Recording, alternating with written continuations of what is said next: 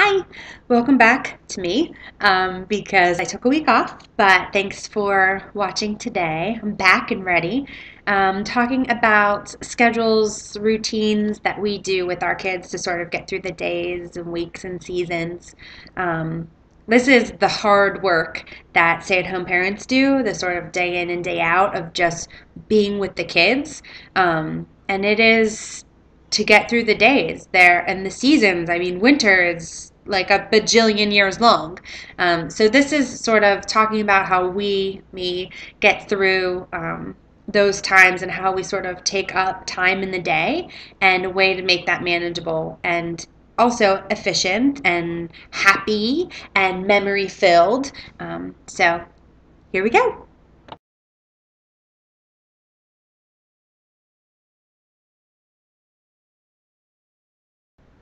I'm not going to ask that you sort of stand up and proclaim that you are some sort of this version of a mom. Of course, that's not what I mean.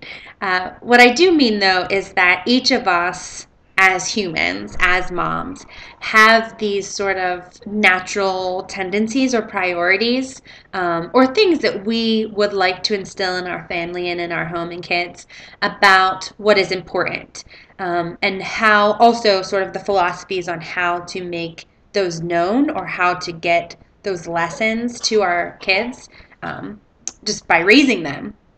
And so that's what I mean by what kind of mom are you? Are you, in my own case, for example, I am not the cleaning mom. Applesauce. Um, our house is livable. It's relatively orderly, but I'm not this. I'm not the organizing mom. I'm not the super clean mom. We love germs here because it's just not sort of not my natural tendencies. Sorry, mom.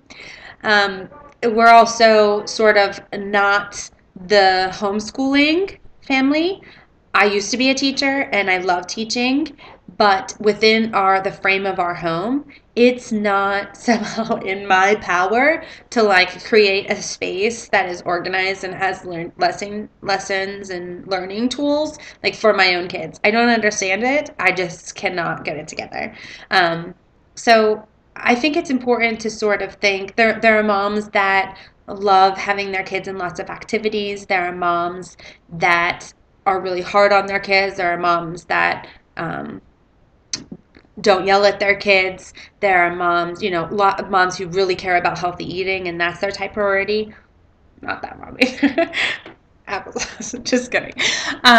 So I think when I say, what kind of mom are you? I think it's sort of take time to reflect on the things the ideals that you think are a priority that you would like to extend to your kids and sort of teach them.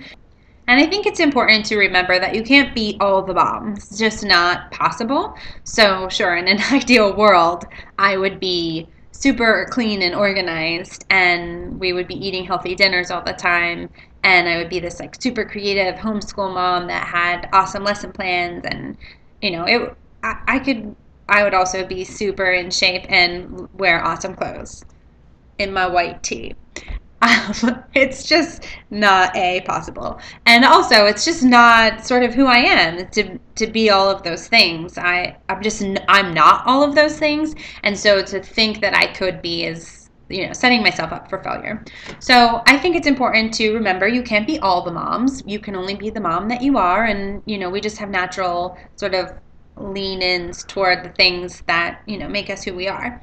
So besides it recognizing that you can't be all of the moms, you're just the mom you are, I think it's a good exercise to also reflect on the things that maybe are not your priorities and know that it's important or awesome to have other people fill those places for you in your kids' lives. So, for example, I'm not the super clean, organized mom, but my mom, hi mom, is. And so I can't give that to the kid. I mean, I can't give the best version of that to my kids, but I do have my mom. I do have somebody else in place that can maybe fill that for them. So although I can't be all the moms, I do try to find good examples of all of those moms I wish I could be to be able to be there for the kids as well. So just an exercise in thinking about, what are your natural priorities? What are the things as the matriarch of your family that you get to pick, the lessons that the kids are sort of learning every day in your home, and what are those? What are the priorities that you have?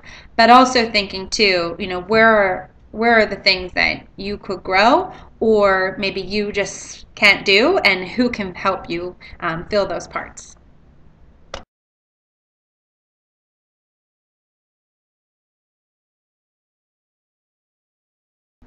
So, what kind of mom do you think you are, Tabitha? You ask. First, I think that my philosophies about the kind of mom I hope to be or try to be, um, I'm sure, come from lots of different places, sort of a mishmash of my life. First of all, being raised by an awesome mom, awesome dad. Hi, guys.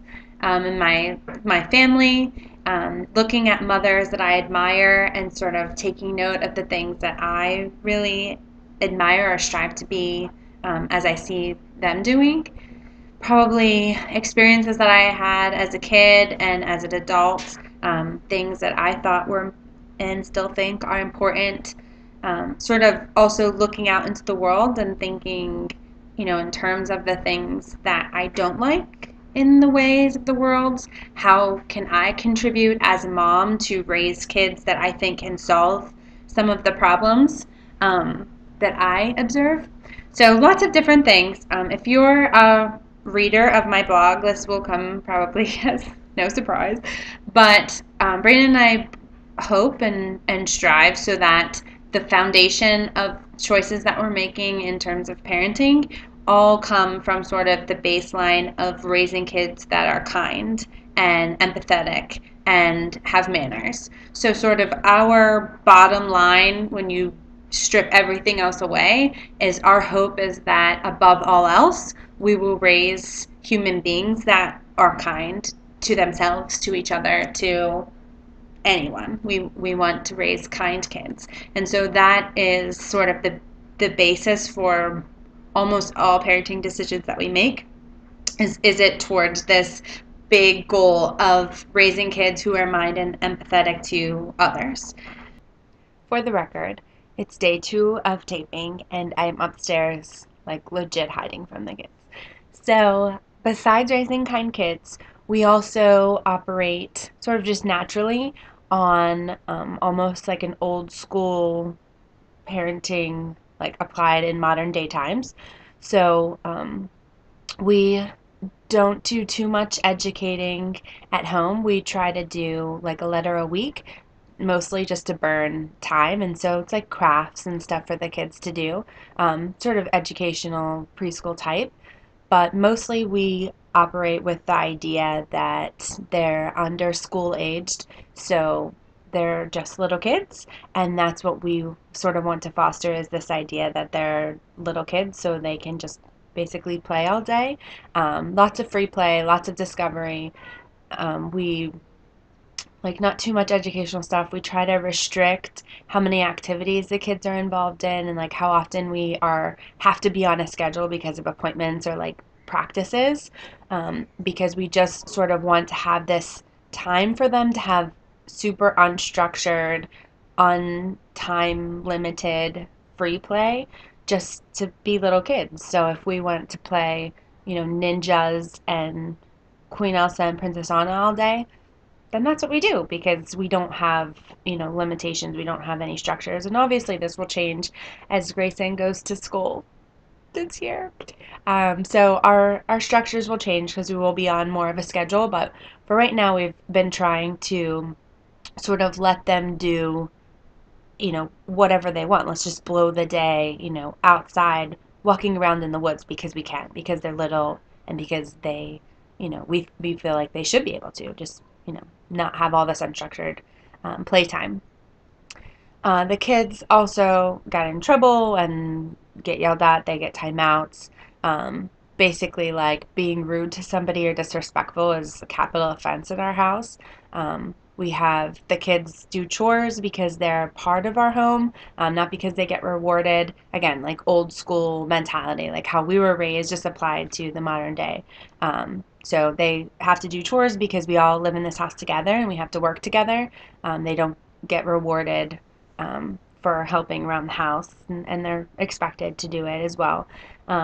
We sort of look at those lists on Pinterest. There's a ton of resources on Pinterest about age-appropriate chores. We sort of look at those to help reinforce, what the kids are supposed to be, what we expect the kids to be doing. Um, Age-appropriate lists of like what they should know before kindergarten and when, like using scissors and things like that to be able to sort of help me think about the things that we should be talking about. But mostly it's, unstructured time with a focus on kindness and sort of being a part of our family. And that's worked for us. It's not to say that that would work for everybody, but that's what works for us here, and that's sort of what we strive for every day in our regular routines around here.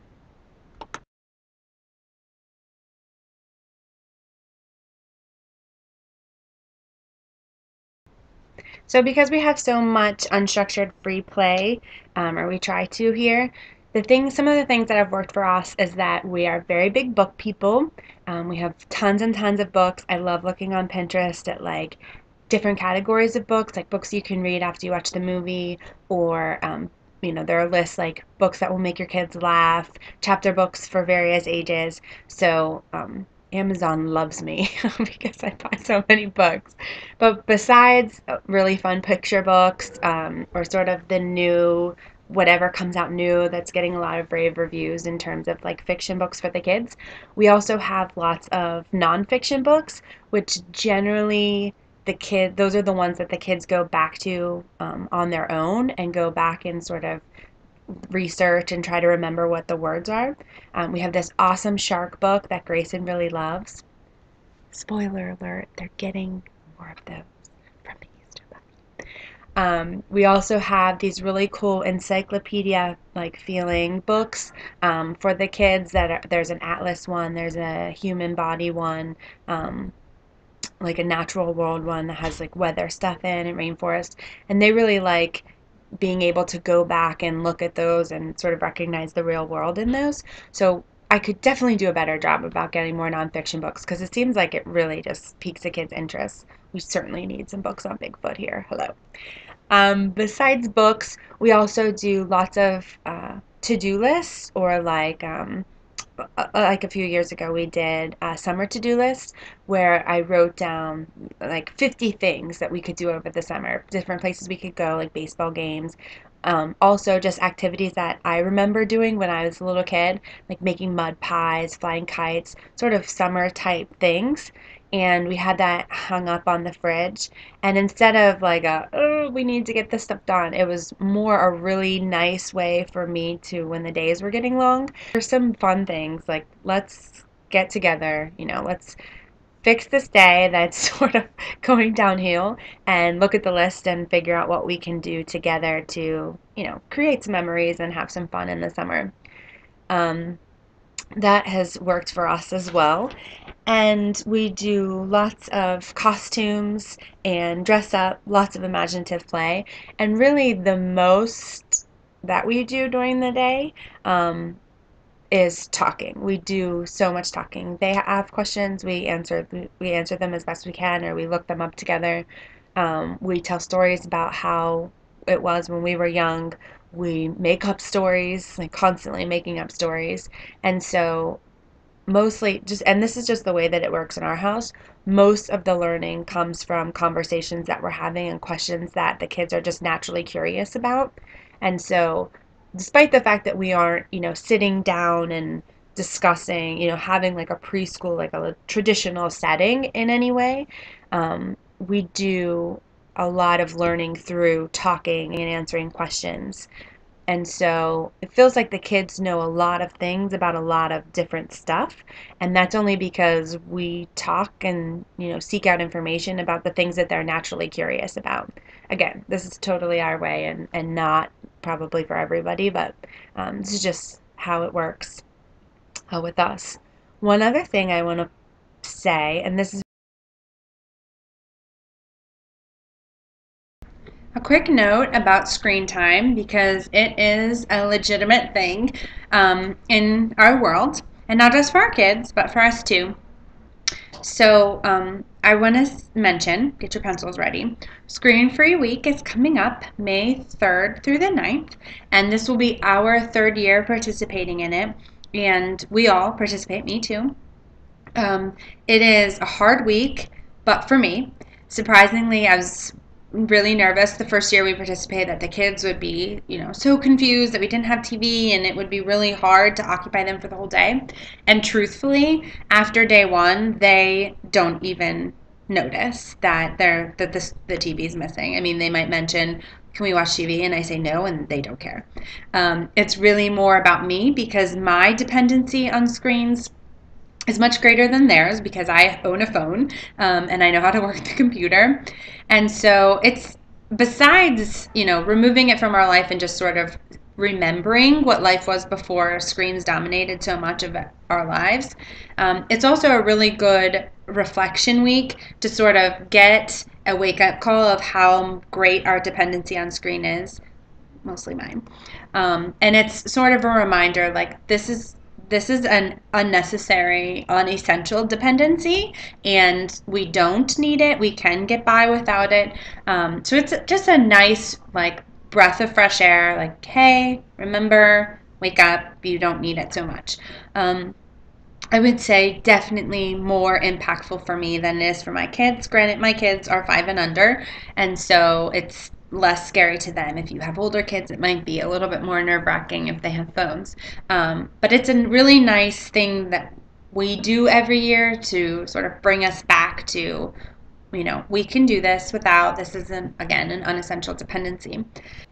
We have also incorporated a new thing into our routine, and it was on my 100 things to do list, and that was to remove TV from our mornings for a very long time. The kids would wake up and they would come downstairs slowly, wake up slowly. They'd sit in front of the TV. I'd get their breakfast ready. They'd watch TV while they ate their breakfast. And that was sort of the start of our day, that I got to have this time that felt like it was alone while the kids watched TV. Which just did not feel good to me and wasn't starting the day off like I wanted it to. Sure, I had this time alone, when really it was like the kids were yelling that they needed stuff. They couldn't get up because they were watching in front of the TV. So then I was running back and forth getting them drinks or, whatever they were whining about. And also it felt very much like that's not how I wanted my kids' day to start, was to like absorbing creativity from somebody else. I really sort of always envisioned or hoped that we would eat breakfast together and it would be like they would start their day using their own imagination, and that's what felt like an authentic like morning to me. And so I really was afraid to tackle this task, and we've been at it for the past 3 weeks, and I can tell you it has been 1,000 times easier than I thought it was going to be. The kids came down maybe the first 2 mornings and asked about TV, and I just said, no, we're not watching TV in the morning anymore. And that was it. That was it. They found something else to do, or they come in and like stare at me while I make their breakfast. But then we sit at the table and we eat breakfast together and we talk, and then after breakfast, they go back to whatever they were playing to start the day, or they go outside. And because they're starting the day, like working their imagination muscle, it seems like not only have we removed TV from our mornings, but it feels like we have removed TV from most of our day. If they don't get TV in before 4 o'clock, then they don't get TV unless we're watching like a particular show together at night, like as a family. Other than that, we just don't watch TV.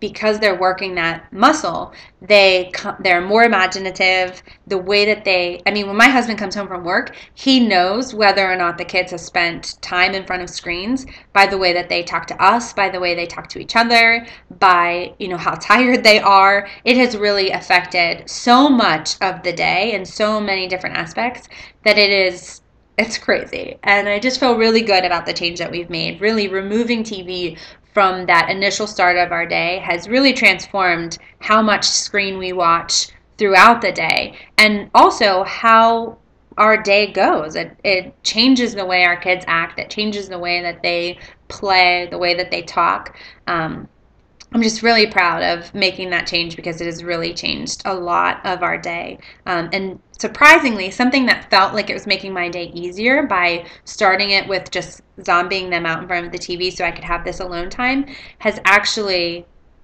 changed it for the better now. I thought that was this way of like making it easier on myself when actually it was just sort of drudging up this like mucky, yucky way to have our days because the kids just are more restless. They are less interested in like doing things on their own. They sort of want to just continue to absorb these, ideas and the shows and these stories instead of creating them on their own. Where now this is a way easier way to have our days is to have the screen removed because instead of thinking that they're like being occupied in front of a screen, they actually are being occupied because they're playing and using their imaginations. And this is totally how it has been for our family. This doesn't mean it's going to work for everyone, but just as an update and how sort of we use screens in our house, it's a thing. I'm going to include a really awesome link to a new blog I just found called 1,000 Hours Outside, and it's super cool and very interesting facts she just posted. So just something that I'm thinking about and I think it's important for everyone to think about. So if you're interested, screen-free week this year, May 3rd through the 9th. Get ready to have amazing things happen. Yeah, so see how it works, and it's worked for us, so exciting.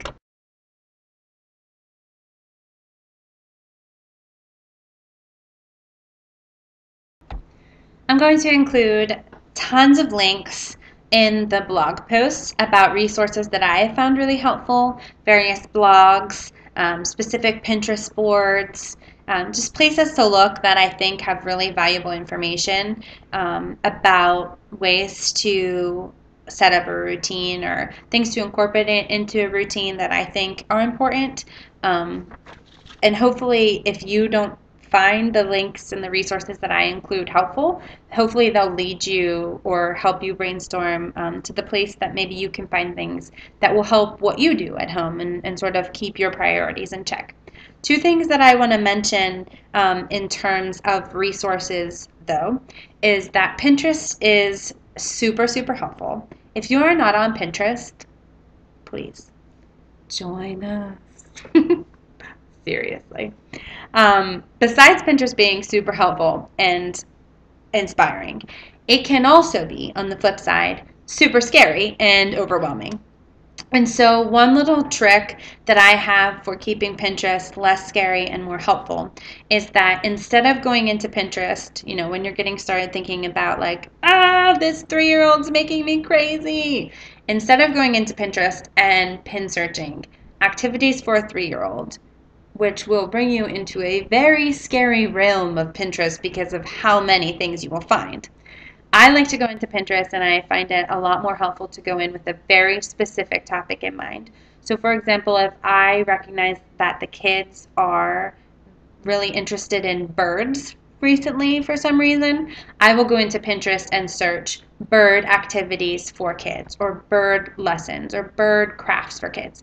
And it will be really super specific, and I will only pull up things mostly that pertain to that particular idea, and I'll be able to find cool new ideas and books and awesome things about something that my kids are already genuinely interested and curious about on their own.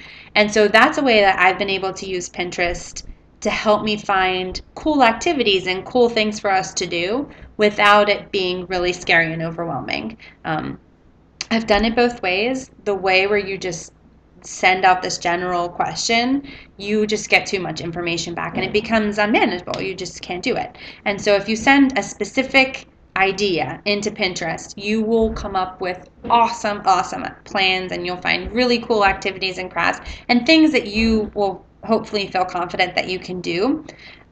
Otherwise, it can be pretty scary.